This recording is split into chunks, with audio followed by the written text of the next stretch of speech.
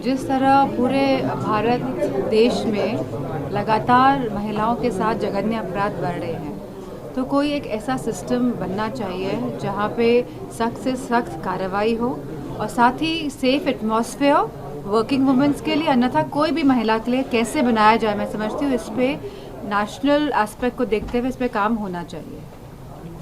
जीतन राम मांझी ने टिकट न मिलने से नाराजगी जताई। उन्होंने कहा कि इसका खामियाजा एनडीए को भुगतना पड़ेगा। अब वो बिहार की बात है, चुनाव पास है तो ये तो खींचातानी थोड़ा बहुत चलता ही रहेगा। डिम्पल जी, आप मैनपुरी की सांसद हैं, तो मैनपुरी से संबंधित एक सवाल है। मैनपुरी के जो एसपी हैं उन्होंने एक नया रूट डाइवर्जन एक नियम लागू किया है, जिससे मैनपुरी का किसान बहुत परेशान है। वो मंडी तक नहीं पहुंच पा रहा है, बेहद घाटे में इस समय किसान है। इस पर क्या प्रतिक्रिया रहेगी?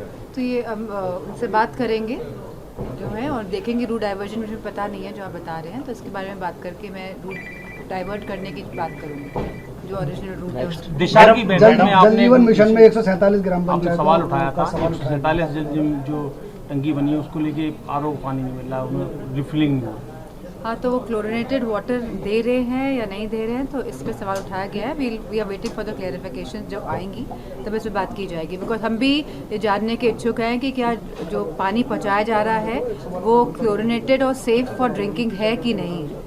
मैडम, चीन लगातार भारत पर कब्जा करता चला जा रहा है और प्रधानमंत्री जी बिल्कुल मौन बने हुए हैं, कोई जवाब नहीं दे रहे। हमने देखा कि किस तरह जो ये घटना हुई और जो ऑपरेशन सिंदूर हुआ उसके बाद चाइना का क्या रवैया रहा और किस तरह संसद में लगातार विपक्षी दलों के सभी नेताओं ने इस मुद्दे पे बात करी, लेकिन सरकार द्वारा एक भी बार संसद के अंदर चीन का नाम ना लेना अपने आप में दर्शाता है कि किस तरह यह सरकार कोई भी चीज़ एक्सेप्ट करने के लिए तैयार नहीं है। और जहां विपक्षी नेताओं ने सभी ने कहा कि चीन का साथ रहा है पाकिस्तान के साथ इस पूरे जो पूरा ये सिंदूर ऑपरेशन की जो पहले की घटना है और जिस तरह सिंदूर ऑपरेशन हुआ, तो चीन का साथ रहा है पाकिस्तान के साथ। और बीजेपी के द्वारा चीन का नाम ना लिया जाना संसद में और उसके बाद चीन के प्रधानमंत्री के साथ जाके बैठकें करना, तो मैं समझती हूँ इस तरह की जो ये नीति अपनाई गई है भारतीय जनता पार्टी द्वारा, इसने हमारे सेना का मनोबल गिराने का काम किया है। नेताजी शुरू से कहते थे जितना चीन से पाकिस्तान से खतरा नहीं, मैं खुद सांसद थी जब नेताजी मौजूद थे और नेताजी ने कई बार, एक बार नहीं कई बार मेरे सांसद रहते हुए हाउस में ये बात उठाई कि असली खतरा हमें चीन से ही है। तो मैं समझती हूँ कि नेताजी को पहले ही से इस बात का आभास था कि चीन बहुत ही खतरनाक देश है और लगातार हमारे भारतवर्ष की सीमाओं को हथियाने में लगा। उत्तर प्रदेश की रेप की घटना के बाद ममता बनर्जी ने रेप की घटना को लेकर असंतोष जाहिर किया है, उन्होंने दुख जताया।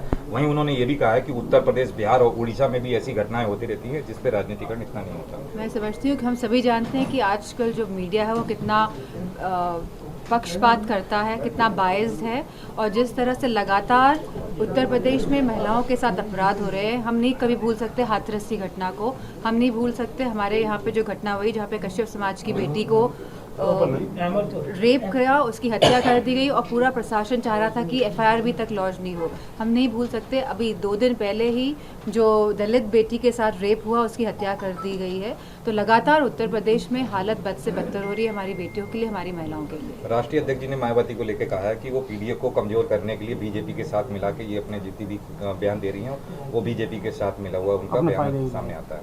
नहीं, वो साफ दर्शाता है कि बीजेपी का साथ देने के लिए ही इस तरह के बयानबाजी हो रही है, लेकिन पीडीए जो है और जो राष्ट्रीय अध्यक्ष जी द्वारा दिया गया पीडीए जो है, लगातार हम लोग पीडीए के संपर्क में हैं और पीडीए के माध्यम से ही हम जन जन तक पहुंच रहे हैं। मुझे पूरा भरोसा है कि पीडीए मजबूत और एकता के साथ इस बार आने वाले चुनाव में खड़ा होगा और उस पीडीए के दर्द से ही भारतीय जनता पार्टी इस तरह के बयान दिलवा रही है। 2027 का चुनाव होना है, चुनाव आयोग को लेकर विपक्ष हमेशा हमलावर रहा है। ऐसे में 2027 में समाजवादी पार्टी का चुनाव आयोग के प्रति क्या रवैया रहेगा, किस तरह का स्टैंड होगा 27 को लेकर? जो रवैया रहा है, जिस तरह पूरी विपक्षी पार्टियों ने धरना प्रदर्शन किया और जिस तरह एसआईआर लेकर आए हैं बिहार में और जिस तरह घुसपैठियों की बात कर रहे हैं, ये साफ दर्शाता है कि चुनाव को प्रभावित करने के लिए ही इलेक्शन कमीशन काम कर रहा है, जिससे कि fair and free elections Bharat में ना हो पाए।